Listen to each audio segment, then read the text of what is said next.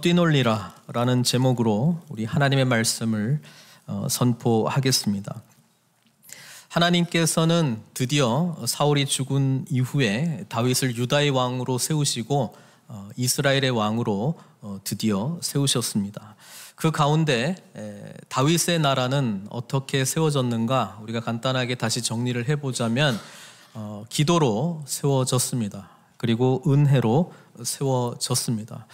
유다의 왕이 되고 나서도 7년 6개월 동안 기다렸습니다. 기다림으로 세워졌습니다. 그리고 다윗이 이스라엘 왕으로 등극하고 난 이후에 제일 먼저 했던 것은 우리는 누구인가? 하나님은 우리에게 어떤 약속을 주셨는가를 다시 확인하는 그들의 정체성을 회복하는 예루살렘 정복을 제일 먼저 했습니다.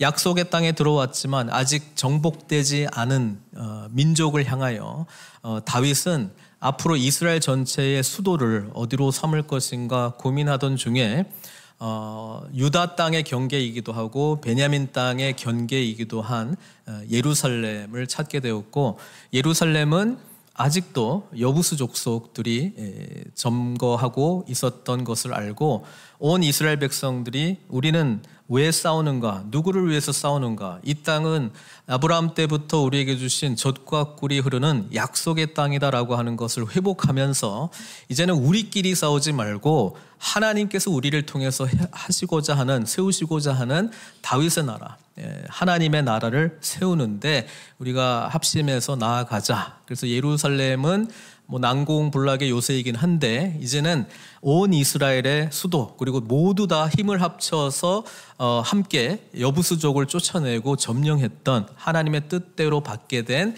그런 놀라운 예루살렘, 다윗의 성이 되었습니다. 그래서 정치적으로 또 군사적으로도 이제 중요한 도시가 되었지만은 한 가지가 남았죠. 그건 다름 아닌 여호와 하나님께서 그곳에 임재하셔서 이것이 하나님이 기뻐하시는 예루살렘, 다윗의 성이 되어야 한다라고 하는 것을 다윗은 누구보다도 잘 알고 있었습니다. 그래서 오늘 6장에서는 그동안 사울 왕 때는 완전히 잊혀졌던, 우리가 사무엘상 앞부분을 다루면서 블레셋과 이스라엘의 전쟁이 있었을 때에 언약궤가 빼앗기게 되는 그런 비참한 전쟁의 패배 이야기를 들었습니다. 그리고 하나님의 언약궤는 전리품이 되어서 블레셋 사람들이 섬기는 다곤 신당의 전리품으로 전시되었는데 그 다곤 신상이 그냥 엎드려져 떨어져 있는 것을 보고 사람들이 이제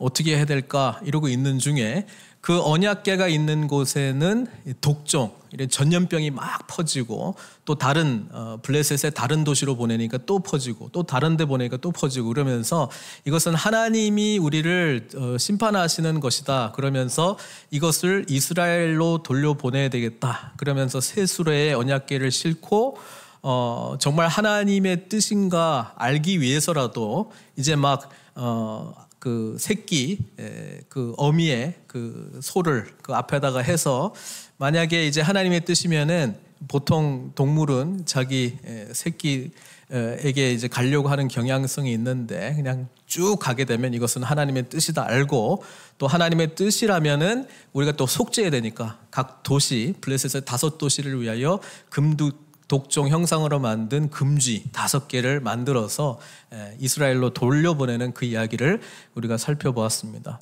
그래서 결국에는 돌아가기는 돌아갔는데 기럇 여아림에서 마지막 멈췄고요. 사울이 왕이 되었을 때는 이 언약궤가 계속 방치되어 있다가 다윗 시대에 비로소 이 언약궤를 다시 다시 예루살렘 성으로 가져와야 되겠다. 그 이야기입니다. 그래서 사무엘상 6장의 마무리가 사무엘하 6장에 연결되고 있는 것을 우리는 기억할 필요가 있어요. 그래서 오늘 말씀을 통해서 하나님은 다윗의 나라는 어떻게 세워지는가? 한마디로 말하면은 예배로 세워진다라고 하는 것입니다. 제대로 된 예배가 회복이 될 때에 다윗의 나라가 회복이 될 수 있고 다윗의 나라로 대변되는 하나님의 나라는 이렇게 예배자들을 통해서 세워지는 나라라고 하는 것을 우리는 기억해야 됩니다. 그래서 오늘 6장 1절에 보면은 다윗이 얼마나 신났겠어요. 지금까지 인도하신 하나님, 지금까지 기도에 응답하신 하나님, 은혜를 베푸신 하나님, 오랜 기다림 끝에 드디어 이렇게 이스라엘의 왕이 되게 하신 하나님께서 자신이 하는 이 일에도 축복해 주실 거라고 생각했습니다. 그래서 3만 명의 사람들을 모았습니다. 이 사람들은 싸움에 나갈 군인들이 아니었고요. 이 언약궤를 모셔오는데 함께 예배하고 찬양하는 그런 사람들이었다라고 하는 것이죠. 그래서 다윗이 일어나서 지금 하나님의 궤가 방치되어 있었던 곳을 향해서 나아갑니다. 근데 2절에 이 하나님의 언약궤를 뭐라고 부르냐 하면은 하나님의 궤를 메어 오려 하니 그 궤는 그룹들 사이에 좌정하신 만군의 여호와의 이름으로 불리는 것이라. 그러니까 이 언약궤는 하나님 자신을 의미한다라고 하는 것입니다. 하나님의 임재를 의미한다라고 하는 것입니다. 그리고 그 언약궤의 이제 뚜껑이 속죄소인데 이제 그 그룹들이 양 날개가 이렇게 마주하는 그런 형상으로 되어 있고 그곳에 하나님께서 좌정하시면서 왕으로서 통치자로서 계시다라고 하는 이야기를 하고 있기 때문에 이 언약궤는 하나님의 보좌이기도 합니다. 그래서 이 언약궤가 의미하는 것은 하나님의 임재뿐 아니라 하나님께서 통치하신다라고 하는 그런 신앙의 고백도 담겨져 있고, 우리는 그 언약궤 안에 무엇이 있습니까? 십계명, 율법, 하나님의 말씀이 있고요. 또 40년 동안 이스라엘 백성들이 굶어 죽지 않게 하기 위해서 하늘에서 만나를 내려주셨는데 그 만나를 담은 항아리가 담겨져 있고요. 그 다음에 아론의 쌍난 지팡이가 있다라고 하는 것이죠.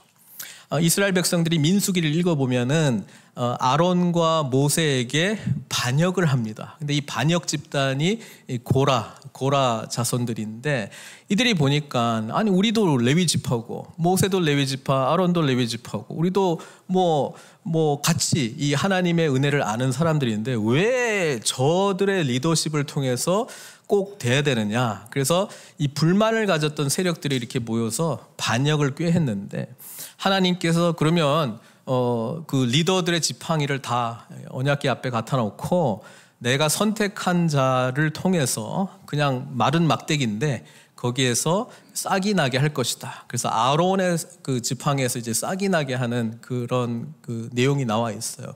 그래서 아론의 쌍난 지팡이가 여기에 담겨져 있는 의미는 반역하는 것을 하지 마라, 하나님을 향해서 원망하지 말라, 그 의미로 담겨져 있다고 성경은 기록하고 있습니다. 민수기 17장 10절에 보면은요 이렇게 기록하고 있는데, 여호와께서 또 모세에게 이르시되 아론의 지팡이는 증거궤가 하나님의 언약궤의 다른 이름이거든요. 증거궤 앞으로 도로 가져다가 거기 간직하여, 그러니까 그 안에다가 간직하라는 거예요. 이유는 반역한 자에 대한 표징이 되게 하여 그들로 내게 대한 원망을 그치고 죽지 않게 할지니라. 그러니까 이게 경고의 의미도 있다는 거예요. 경고의 의미도, 반역하면 죽는다. 하나님께서 택한 자는 잘못을 범하게 되면 하나님께서 심판하실 거니까 너희들은 하나님의 권위를 받은 자에게 순종해라, 원망하지 말고. 그러니까 그런 의미로 이 아론의 이제 쌍난 지팡이가 담겨져 있다라고 하는 거예요. 어쨌든 이것을 이제 예루살렘으로 모셔오기 위해서 다윗은 준비를 많이 했는데, 이제 3절에 보니까 그 아비나답의 집에 오랫동안 이 언약궤가 있었습니다. 그리고 아비나답에게는 두 아들 우사와 아효가 있었는데, 예루살렘으로 어떻게 그 하나님의 언약궤를 모셔오냐고 봤더니 새 수레에다가 언약궤를 싣고 모셔오는 거예요. 그러니까 이제 잘 가다가 지금 주변에서는 뭐 찬양하고 3만 명의 사람들이 뭐 함께 찬양하고 이제 기뻐하는 분위기였겠죠. 그런데 6절에 보니까 나곤의 타작마당 앞에 이르니까 소들이, 그 수레를 끄는 소들이 갑자기 뛰어서 이 언약궤가 흔들흔들거리고 땅에 떨어질 위기에 처해 있습니다. 이때 우사가 손을 들어서 하나님의 궤를 붙들었는데, 7절에 보면 이제 흥미로운 내용이 나오죠. 여호와 하나님이 우사가 잘못함으로 말미암아 진노하사 그 우사를 치셨다, 죽였다라고 성경은 기록돼 있어요. 그래서 우리는 이 내용을 보면은 아니 뭐 무슨 잘못인지는 모르겠지만 웃사가 그렇게 잘못을 했습니까? 지금 하나님의 언약궤가 지금 흔들흔들거리고 땅에 지금 떨어질 위기에 있으니까 이렇게 손댄 게 뭐가 그렇게 잘못됐습니까? 라고 생각할 수 있습니다. 우리와 같은 생각이었는지 다윗의 반응을 보니까 다윗이 웃사를 치심으로 8절에 다윗이 어떻게 했다고요? 분하여, 그러니까 화가 났다는 거예요. 다윗이요. 아니 하나님, 제가 지금 3만 명을 동원하고요, 이 날을 제가 얼마나 기다렸는데요. 그리고 우리가 뭐 나쁜 일 하는 겁니까? 하나님께 지금 예배하는 3만 명을 모아서 지금 찬양대 조직하고 지금 우리가 얼마나 준비를 많이 하고 하나님을 정성스럽게 지금 모셔오는데 지금 이게 무슨 상황입니까? 왜 모두 다 기뻐하는 이 날에 하나님께서 죄를 뿌리십니까? 지금 이런 마음이거든요. 그러니까 그 웃사를 치심으로, 그러니까 지금 기뻐하는 분위기에 누군가 죽었잖아요. 그렇죠? 그것을 베레스 웃사, 그러니까 웃사를 치셨다. 그러니까 아웃브레이크라고 하는 단어를 이제 치셨다 이렇게 번역을 하는데 뭔가 응집되어 있는 게 이렇게 표출되는 걸 말하고 있습니다. 하나님의 분노와 심판이 이렇게 표출되는 거. 그게 이제 베레스 웃사라 부르니 그 이름이 오늘까지 이르니라. 근데 이제 9절에 보니까 다윗이 그날에 여호와를 두려워하여, 다윗이 굉장히 감정의 기복이 심해요. 그죠? 기뻐하다가 분노하다가 이제는 두려워하다가, 그러니까 물론 뭐 바로 두려워한 건 아니고요. 그 이날의 사건을 생각하면서 두려운 마음이 생긴 거야. 그래서 다윗은 왜 갑자기 분노하다가 두려워했을까? 우리가 그 단서를 어디서 찾을 수 있냐면은 이 똑같은 기록이 역대상에도 기록이 돼 있습니다. 역대상은 더 자세하게 기록이 돼 있어요. 그래서 거기에서 그 답을 찾으려고 합니다. 첫 번째 이유는 하나님의 언약궤를 모셔올 때에 하나님의 방식이 있었다는 거예요. 레위기를 읽어보면은 하나님의 언약궤가 이동을 할 때에 아무나 움직일 수는 없고요. 그러니까 방법도 기록이 되어 있고 누가 운반할 수 있느냐도 기록이 되어 있습니다. 그래서 방법은 이렇게 새수레에 싣고 이렇게 이동하면 안 됩니다. 어깨에 메고 제사장들이 메고 가야 되고요. 그리고 누가 할 수 있냐면은 고핫 자손들만 할 수 있습니다. 그러니까 레위 지파에 여러 가문들이 있을 텐데요. 고핫 자손들만 할 수 있는 걸로 딱 지정해 놨다는 거예요. 그래서 우리는 성경에 보면은 일단 아비나답과 그의 두 아들 웃사와 아효, 일단은 레위 지파가 아닌가 이렇게 생각을 하고 있는데 이 사람들이 고핫 자손인지는 정확하게 모르고 하나 분명하게 안 한 거는 이제 메고 와야 되는데 수레에다 싣고 왔다는 거예요. 그럼 우리 입장은 이거잖아요. 아니 뭐 그럴 수도 있는 거 아닌가. 뭐 그게 뭐 대수라고, 그죠? 그거 아니 하나님 좀 너무 하시는 거 아니에요? 뭐 이게 좀 편리하기도 하고, 그렇죠? 왜 제사장들이 꼭 메고 와야 되느냐? 우리가 이렇게 생각할 수 있어요. 근데 여러분 아셔야 되는 게 잘못, 죄라고 하는 것은 기준이 어디라고요? 하나님 쪽에 있는 거예요. 하나님이 죄를 정하는 것이지 우리가 이거는 중한 죄다, 이거는 덜 뭐 좀 안 지켜도 되는 죄다, 이거는 우리 쪽에 있는 게 아니에요. 그렇죠? 하나님은요, 하나님이 이동하시거나 움직이실 때는 하나님의 때에 하나님의 방법으로 하나님께서 말씀하신 대로 움직이시는 분이시지 인간의 편리나 지금 분위기가 이러니 이렇게 가셔야 됩니다 라는 방식으로 막 오라 가라 하시는 분이 아니라고 하는 것을 말씀해 주고 있습니다. 이게 거룩하신 하나님과 우리의 극명한 차이예요. 그게 하나 있고요. 그래서 그 역대상에 보면은 이제 나중에 이 언약궤가 오벳 에돔의 집에 갔다가 석 달 지나니까 오벳 에돔이 이제 복을 받아서 다윗이 다시 출발하잖아요. 근데 여기 보면 그냥 출발한 걸로 나와 있는데 그 역대상에는 좀 더 자세하게 나와 있어요. 그래서 그 내용을 보면 왜 처음에 뭐가 잘못되는지가 분명하게 나와 있어요. 그걸 좀 보려고 합니다. 역대상 15장 11절부터 제가 읽을게요.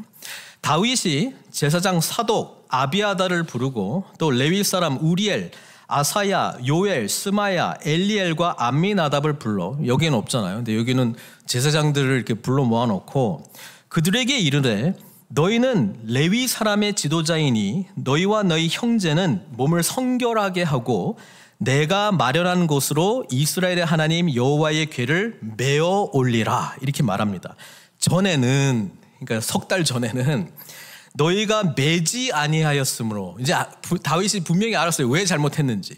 너희가 매지 아니하였으므로 우리 하나님 여호와께서 우리를 찢으셨으니. 여러분, 이게 다윗이 깨달은 내용인데요. 우리가 오늘 본문 읽어보면은 찢긴 사람은 누구밖에 없어요? 우사밖에 없어요. 근데 다윗이 깨달은 건 뭐냐면은, 하나님 원래 우리 전체를 치실 수 있는 죄로 여기셨는데 우사만 대표로 치셨구나라고 하는 걸 깨달은 거예요. 나중에 하나님이 우리를, 거룩하신 하나님을 우리가 이래라 저래라 하는 것 때문에 우리는 죽을 수밖에 없는 사람들이었는데 하나님이 은혜로 우사 한 사람만 죽고 우리를 살려주셨구나, 이거를 깨달은 거예요. 그래서 다윗이 하나님 앞에서 두려워했어요. 말하잖아요. 여호와께서 우리를 찢으셨으니. 자기가 뭐 찢긴 게 뭐였어요? 근데 생각해 보니까 하나님 앞에 얼마나 범죄했는지를 알았다는 거예요. 비로소 말씀 보니까 내가 완전히 지금 착각하고 있었는데, 난 지금 모든 사람들이 나의 뜻에 동의를 해가지고 분위기 좋으니까 하나님도 기뻐하고 뭐 이거 좋은 의미니까 다 좋아할 줄 알았는데 그게 아니고 오히려 나는 모든 이스라엘 백성들로 하여금 범죄하게 한 장본인이구나. 우사의 죽음은 곧 나의 죽음이었구나. 이걸 깨달았다는 거예요. 다윗이 말하잖아요. 여호와께서 우리를 찢으셨으니 이는 우리가 규례대로 그에게 구하지 아니하였습니다. 하나님의 말씀대로 하지 않았고, 하나님이 이렇게 하려고 하는데 괜찮을까요? 어떻게 생각하세요? 물어보지 않았다는 거예요. 이에 제사장들과 레위 사람들이 이스라엘 하나님 여호와의 궤를 메고 올라가려 하여 몸을 성결하게 하고, 준비를 철저하게 했어요. 몸과 마음을 철저하게 성결하게 하고 갔다라고 하는 것입니다. 그리고 15절에 모세가 여호와의 말씀을 따라 명령한 대로, 그러니까 이제 말씀대로 하는 거예요. 철저하게. 레위 자손이 채에 하나님의 궤를 꿰어 어깨에 매니라. 역대상에서는 자세하게 나와 있죠. 그리고 역대상은 처음부터 이 일이 어떻게 진행됐는가도 설명이 돼 있어요. 그걸 제가 읽어드릴게요. 역대상 13장 1절에서 3절을 보면은 다윗이 천부장, 백부장 곧 모든 지휘관과 더불어 의논하고, 그러니까 대표 회의를 한 거예요. 대표 회의를 했는데 내용이 이거예요. 2절. 다윗이 이스라엘의 온 회중에게 이르되 만일 너희가 좋게 여기고 또 우리의 하나님 여호와께로 말미암았으면 우리가 이스라엘 온 땅에 남아있는 우리 형제와 또 초원이 딸린 성읍에 사는 제사장과 레위 사람에게 전령을 보내 그들을 우리에게로 모이게 하고, 그래서 모은 사람이 3만 명이에요.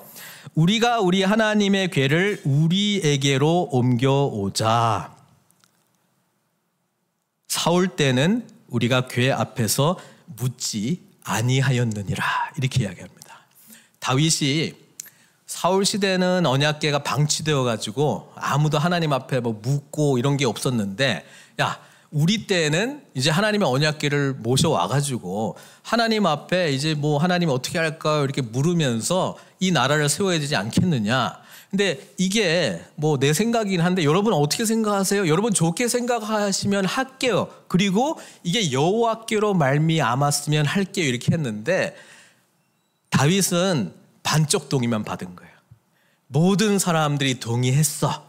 그런데 여호와께로 말미암았으면은 이게 진행이 되면 하나님의 뜻이었고 잘 안 되면은 하나님의 뜻이 아니구나라고 하는 그런 가능성과 불가능성을 동시에 놓고 했는데 여기를 깊이 안 팠어요.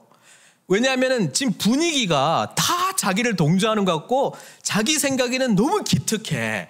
사울 때는 언약궤를 무시했는데 나는 언약궤를 너무 귀중하게 생각하고 내가 왕이 된다면 제일 먼저 할 것은 하나님의 언약궤를 모셔오는 거고 3만 명이나 되는 사람들을 동원하고 뭐 찬양대 조직하고 엄청나게 축제의 분위기로 이 언약궤를 모셔오면 나의 왕국은 든든히 세워지겠지. 온 이스라엘이 하나가 되겠지. 이런 마음이었어요. 그런데 이 흥분 속에 안 했던 건 뭐냐면 하나님 어떻게 생각하세요? 요거 하나 안 한 거야. 그냥 분위기가 다 좋으니까 그냥 다 잘 되겠지. 그리고 만약에 이렇게 잘 되면 여호와께로 말미암아 이렇게 넘어가려고 했는데 하나님은 다윗과 모든 백성들이 너무 좋다.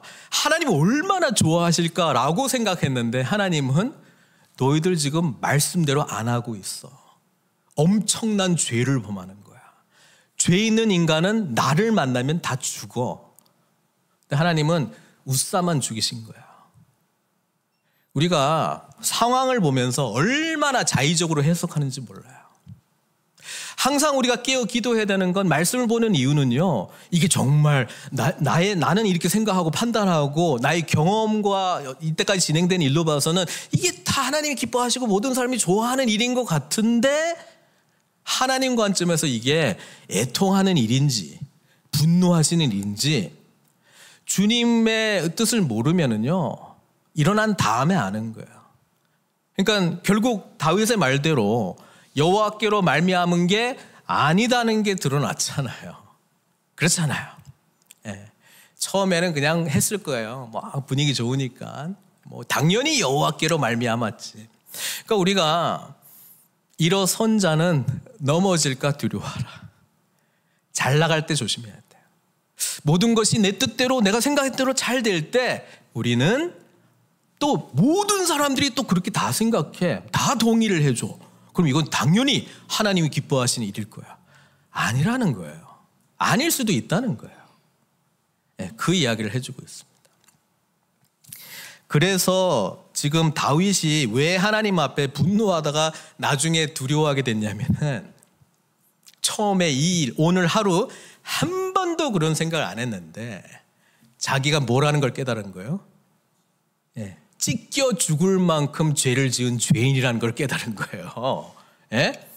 우사가 당해야 될 그 하나님의 치심, 그거 자기가 마땅히 받아야 될 사람이라는 것을 알았는데 하나님이 살려주신다라고 하는 것을 깨달았어요. 그래서 두려웠어요. 그래서 지금 다윗이 뭐라고 고백합니까? 9절에 그날의 여호와를 두려워하여 이르되 여호와의 궤가 어찌 내게로 오리요. 오늘 일 시작할 때는 당연히 내게 와야지. 나는 이렇게 준비했는데 당연히 하나님 나 따라와야지. 예루살렘 당연히 와야지. 당연히 축복해줘야지. 당연히 임재하셔야지. 그렇게 생각했는데 여호와가 나 같은 사람에게 어찌 오리요. 이렇게 죄가 많은데 온 이스라엘 백성들 불순종하게 만들었는데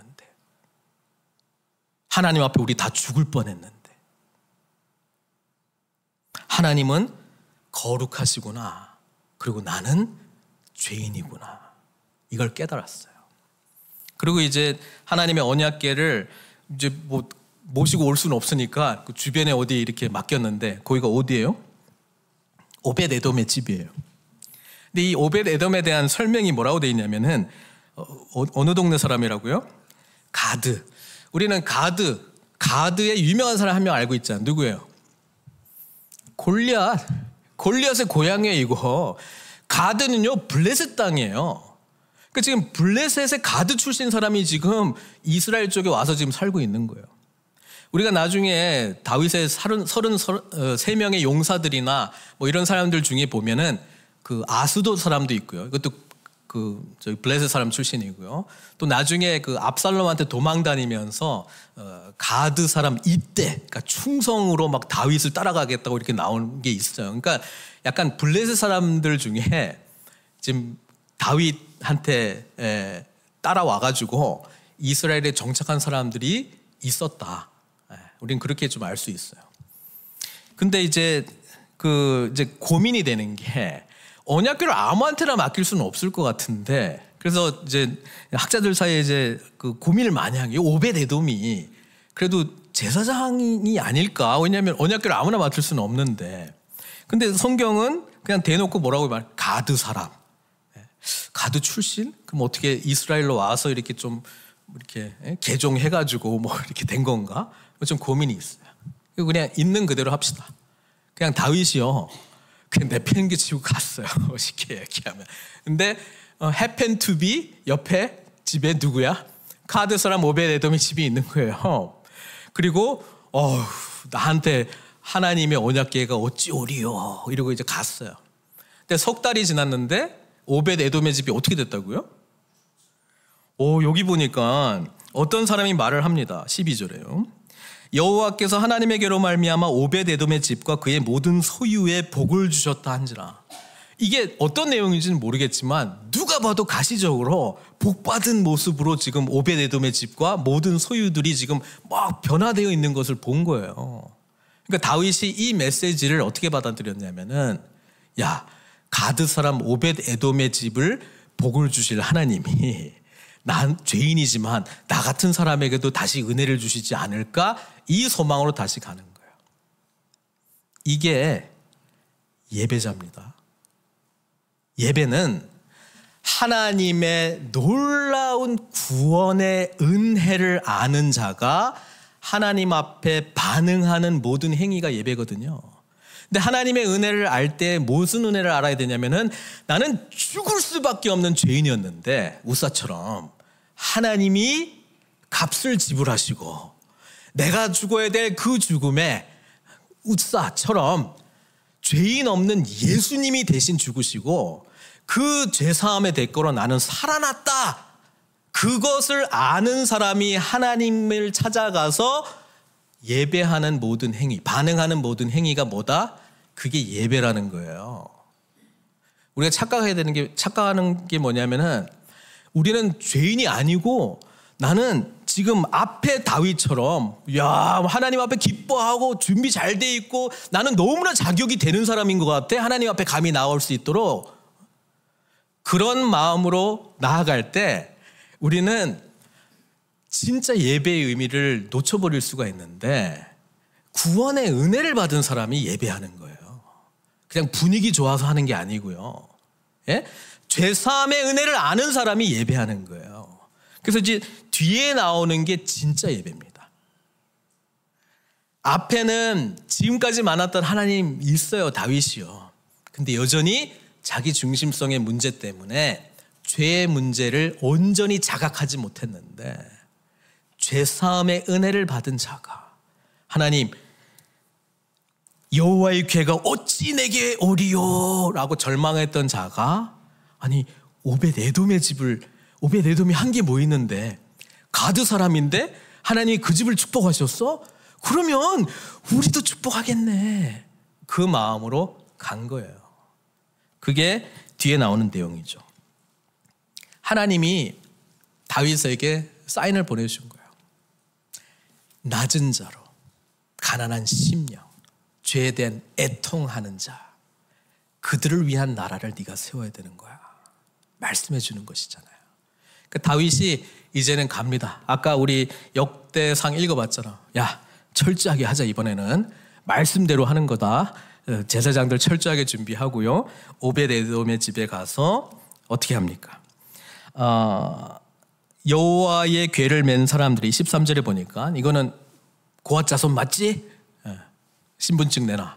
확인하고 고앗 자손 다 확인하고 이제 메고 가는 거예요. 궤를 맨 사람들이 자, 한 발, 두 발, 아직 안 죽었어. 오케이, 세 발, 네 발, 다섯 발, 여섯 발. 그러고 나서 어떻게 했다는 거예요? 6걸음을 가고 다윗이 소와 살진 송아지로 제사를 드리고, 이렇게 되어 있습니다. 다윗이 오늘 2번 제사를 드리는 게 기록이 되어 있는데, 13절 6발자국 걷고 소와 살진 송아지를 드리는 것과 예루살렘에 도착해서 17절에 보니까 다윗이 번제와 화목제를 여호와 앞에 드리니라, 이렇게 되어 있어요. 그래서 이제 이 6걸음을 지난 다음에 드린 이 제사는 뭘까? 구약의 레위기를 보면은 5대 제사가 나온단 말이에요. 번제, 소제, 화목제, 속죄제, 속건제 5개의 제사가 나오는데 번제, 소제, 화목제는 제가 누누이 말하지만 하나님과의 관계가 좋을 때 드리는 제사예요. 하나님과의 관계가 좋을 때 드리는 게 뭐다? 번제, 소제, 화목제예요. 근데 번제, 소제는 다 태워버려. 다 태워버려요. 하나님 앞에 전적으로 헌신하고 드립니다라고 하는 고백이고요. 화목제만 나눠 먹어요. 다 나눠 먹어야 돼. 그래서 화목제는 제물이 이렇게 뭐 비둘기 이런 건 안 돼요. 나눠 먹을 게 없으니까. 뭐 적어도 소, 뭐 양, 뭐 이 정도는 돼야 뭐 나눠 먹어야 되잖아요. 그리고 다 먹어야 돼. 다 남으면은 안 받아. 그렇죠. 하여튼 뭐 마음에 안 든 사람한테도 다 먹여야 돼요. 그래야지 내 화목제가 이게 받아들여지고요. 속죄제와 속건제는요, 깨진 관계를 회복하기 위한 제사입니다. 그런데 앞에 거는요, 앞에 3개, 번제, 소제, 화목제는요, 자원하는 마음이에요. 그러니까 반드시 해야 되는 게 아니고 누구든지 드리려거든 이렇게 돼 있어요. 하고 싶은 사람만 하라는 거예요, 이 제사는요. 예? 그래서 자원하는 마음이에요. 그래서 고를 수가 있어요. 수송아지로 할래, 뭐 양으로 할래, 뭐로 할래. 근데 뭐 어떤 사람은 가난하니까 송아지를 못 바치거든요. 그러니까 그 사람들 위해서도 자원하는 마음은 있으면 야, 그냥 산비둘기 2마리 비둘기라도 잡아와서 드리라는 거예요. 그거 하나님이 기뻐 받으시겠다고 말씀하셨어요. 그런데 깨진 관계는요, 딱 제물이 정해져 있어요. 다른 방법으로는 안 돼요. 제사장이 범죄하면 수송아지, 온 회중이 범죄하면 똑같아요. 수송아지. 예? 족장이 범죄하면 염소, 평민이 범죄하면 뭐 이런 식으로 딱딱 그 계층에 따라서 너가 누구냐? 너 범죄했어? 그러면 이거를 드리지 않으면 하나님과의 관계가 회복이 안 돼. 딱 정해져 있어요. 수송아지는 누굴까요? 하나님과 관계가 깨졌을 때에 송아지를 바치는 대상은 누굴까요? 제사장과 온 회중입니다.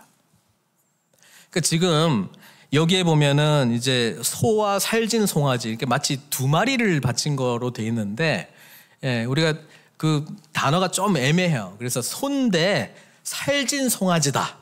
이게 부가된 설명인지 그래서 하나인지 아니면 따로따로인지, 근데 여기서는 약간 따로따로로 번역을 좀 해놓긴 했습니다만은 저는 속죄제물을 드렸다고 봐요. 왜냐하면 지금 회개하는 마음으로 다윗이 지금 왔잖아요. 그러니까 죄에 대한 대가를 지불해야 되거든요. 그래서 일단 우사가 제사장이었으면 제사장이 잘못했고, 그 다음에 다윗이 아까 우리를 찢으셨다라고 하는 표현을 봤을 때는 우리 공동체 전체가 하나님 앞에 범죄였다. 그것을 알고 있었기 때문에 하나님 치시는가 6발자국 안 치셨네. 그래서 속죄 제물을 드리고요. 이제 기쁜 마음으로 관계가 회복된 모습으로 예루살렘에 도착해서 관계가 회복된 사람들이 드리는 제사가 뭐라고? 번제, 소제, 화목제잖아요. 소제는 이제 곡물을 드리는 건데 곡물을 댔고, 번제, 전적으로 하나님께 헌신합니다. 그리고 공동체가 다시 하나님과의 관계가 회복됐습니다를 기뻐하면서 모든 공동체와 함께 먹고 나누는 그런 화목제를 드렸다. 그렇게 지금 말씀하고 있습니다. 우리의 예배 현장이 그렇습니다. 하나님과의 관계가 깨져 있습니까? 예수 그리스도를 통해서 그 값을 지불하신 주님의 은혜에 들어와서 우리는 뭡니까? 하나님 앞에 번제, 산 제물로 우리 자신을 드리면서 전적으로 헌신하겠습니다. 믿음의 공동체와 함께 하나님 안에서 하나 된 것을 기뻐하면서 예배자로 나아가겠습니다. 이게 다윗의 나라가 세워지는 방식이고요. 우리를 통해서 세우시고자 하는 하나님의 나라가 회복되는 방식이라고 하는 사실입니다.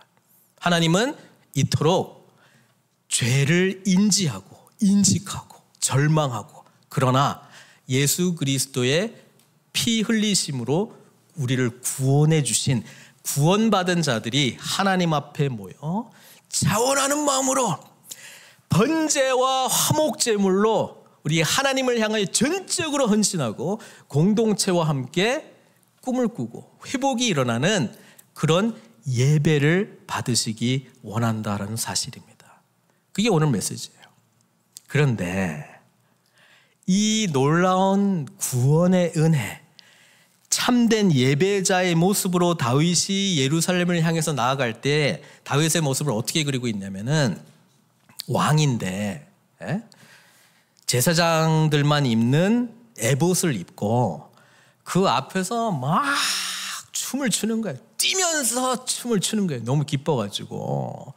감히 나 같은 자에게 어찌 하나님의 괴가 내게로 오리오 했던 이 마음을 가졌던 다윗이 하나님이 자신에게 찾아오신 거잖아요. 얼마나 기뻤겠어요. 막 춤을 추니까 막 그냥 벌거벗은 모습들이 막 보였나 봐요.